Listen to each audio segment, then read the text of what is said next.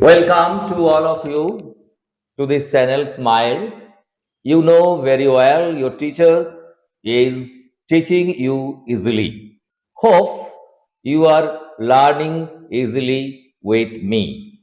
Today I have decided to impart you an important lesson on how will you change affirmative to negative and negative to affirmative by the use of either or, neither nor, not only but also, no sooner than, no other than, none but. These are called conjunctions.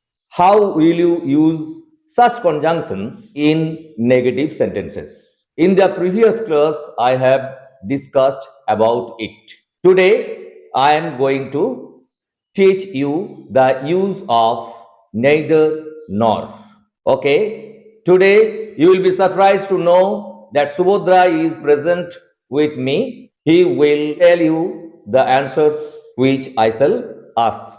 Subodra, first of all, I want to introduce her with all of you. How are you? I am fine, sir. Are you feeling nervous? No, sir. How is your exam? Well, sir. Okay. Do you know what your teacher is going to teach you? Yes. Okay. Now, I want to say one by one, and Subhadra will say. First of all, the use of neither nor. Neither নর কখন ব্যবহার করবে? যখন দুটির মধ্যে কোনোটিই নয় এরকম বোঝাবে। দেখবে আবার যখন কখনো কখনো সাবজেক্ট দুটো আলাদা হতে পারে, কখনো কখনো ভার্ব দুটো আলাদা হতে পারে, আর কখনো কখনো অবজেক্ট দুটো। Right, you are right. I want to focus if the subjects are different. আমি তোমাদেরকে যখন সাবজেক্ট দুটো আলাদা হবে তখন কিভাবে তোমরা সেন্টেন্সটাকে কনস্ট্রাক্ট করবে, কিভাবে করবে। যখন দেখবে দুটো সাবজেক্টের মধ্যে কোনোটাই নয় এরকম বোঝাচ্ছে তখন স্ট্রাকচারটা হবে এরকম: নেইদার প্লাস প্রথম সাবজেক্ট প্লাস নর প্লাস দ্বিতীয় subject plus verb according to tense plus object plus etc. First I want to give the example. Ram এবং তার ভাই কেহই উপস্থিত ছিল না। সুভদ্রা বলো তো কি হবে? Neither Ram nor his brother was present. Very good, fine. এখানে দেখো বুঝিয়ে দিচ্ছি। আমরা যদি বাক্যটাকে এইভাবে ধরি, Ram was not present, his brother was not present also. এই দুটো সেন্টেন্সকে আমরা দুটো সেন্টেন্স না বলে আমরা একটা সেন্টেন্সও বলতে পারি। সেই সেন্টেন্সটা হবে কি, আমরা এখানে দুটো সাবজেক্টকে একসাথে জয়েন করে দিচ্ছি। কি দিয়ে জয়েন করছি বলো? Neither nor দিয়ে। নেইদার নর দিয়ে, রাইট। তার জন্য হচ্ছে দেখো, প্রথম সাবজেক্ট হচ্ছে রাম, দ্বিতীয় বাক্যের সাবজেক্ট হচ্ছে হিজ ব্রাদার। তাহলে আমরা কি করছি, প্রথম সাবজেক্ট নাইদার লিখছি, দিয়ে প্রথম সাবজেক্ট লিখছি, নর দিয়ে দ্বিতীয় সাবজেক্ট, দিয়ে ভার্ব। এখানে ভার্বটা ওয়াজ হবে, ওয়ার হবে না। কেন হবে না? না, রাম এবং তার ভাই কেউই উপস্থিত ছিল না, দুজনকার মধ্যে কেউ ছিল না, তাই না? তাহলে আমরা দুজনকার মধ্যে কেউ নয় মানে সেখানে আমরা শূন্য, জিরো নাম্বারটা আমরা সবসময় কি হিসাবে ধরি? Singular number, right? Singular number হিসাবে ধরি, তাই এখানে ওয়াজ হচ্ছে। তাহলে সেন্টেন্সটা দাঁড়ালো এরকম: Neither Ram nor his brother was present. Right, very good, you are right. Next example, ছেলেদের মধ্যে কেহই উপস্থিত ছিল না। Neither of the boys was present. Right, neither of the boys was present। এখানে দেখো ছেলেদের মধ্যে কেউ নেই, কেউ উপস্থিত ছিল না এরকমটা বোঝাচ্ছে। তাহলে ওই জন্য neither of the boys বলছি। তাহলে তোমরা কখনোই এটা ভেবে ভুল করো না যে এখানে ওয়ার হবে, neither of the boys। Next আমরা আসছি, দুটো ভার্ব যদি আলাদা হয়, যদি দুটো ভার্ব অর্থাৎ দুটো কাজই যদি কেউ না করে তখনও আমরা নাইদার নরকে ব্যবহার করব। যেমন ধরো, সে পড়াশোনাও করে না, খেলাধুলাও করে না। এখানে দুটো কাজ, একটা হচ্ছে পড়াশোনা করা আর একটা হচ্ছে খেলাধুলা করা। এই দুটোর মধ্যে কোনোটাই সে করে না, তখনও কিন্তু আমরা কি করব? নেইদার নরের ব্যবহার করব। তখন স্ট্রাকচারটা হবে প্রথমে সাবজেক্ট, তারপরে নেইদার প্লাস প্রথম ভার্ব টেন্স অনুযায়ী প্লাস দ্বিতীয় ভার্ব টেন্স অনুযায়ী প্লাস অবজেক্ট প্লাস বাক্যের বাকি অংশ, rest part of the sentence. Example দাও তো। আমার ভাই পড়াশোনাও করে না, খেলাধুলোও করে না। মাই ব্রাদার নেইদার রিডস নর প্লেজ। আচ্ছা, এখানে বলো তো, তুমি বললে যে মাই ব্রাদার নেইদার রিডস নর প্লেজ। এখানে রিডস আর প্লেজ হলো কেন?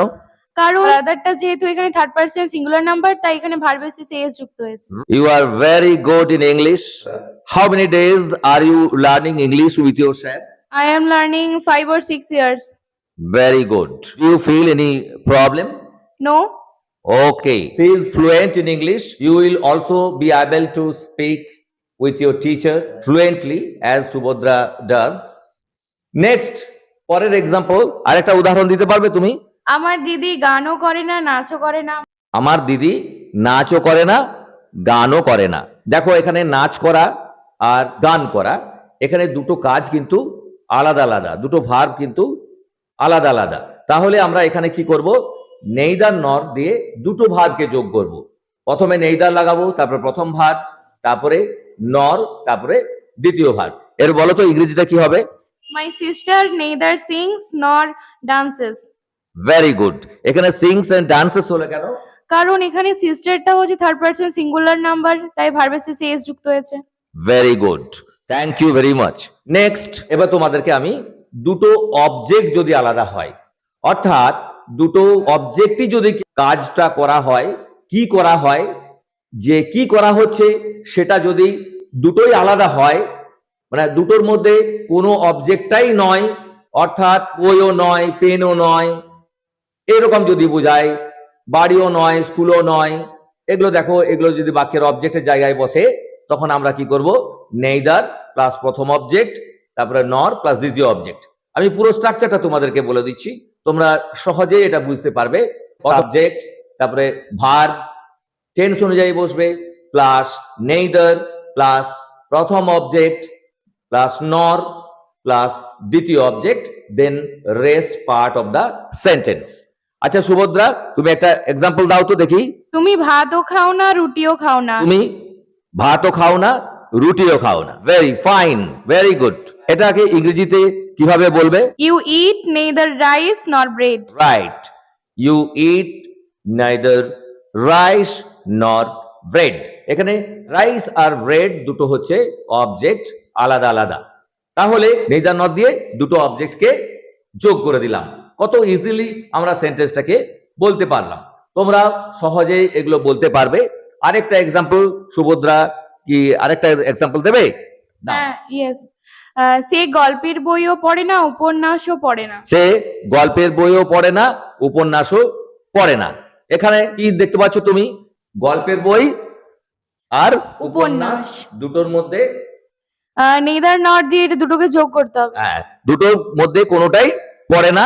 তাহলে তুমি সহজেই বুঝতে পেরে যাচ্ছ যে স্যার তোমাকে শিখালেন গল্পের বইটাও পড়ছে না আর উপন্যাসটাও পড়ছে না, দুটোর মধ্যে কোনোটাই নয়। তাহলে অবশ্যই তুমি ইজিলি বুঝে নিলে যে এটা নেইদার নট দিয়ে জয়েন করতে হবে গল্পের বই এবং উপন্যাসটাকে। তাহলে সেন্টেন্সটা কি হবে বলো তো? He reads neither story book nor novel. Very good, fine. Shobhadra is doing well. You will also be able to speak like her within a very short while if you attend the classes. Thank you for her.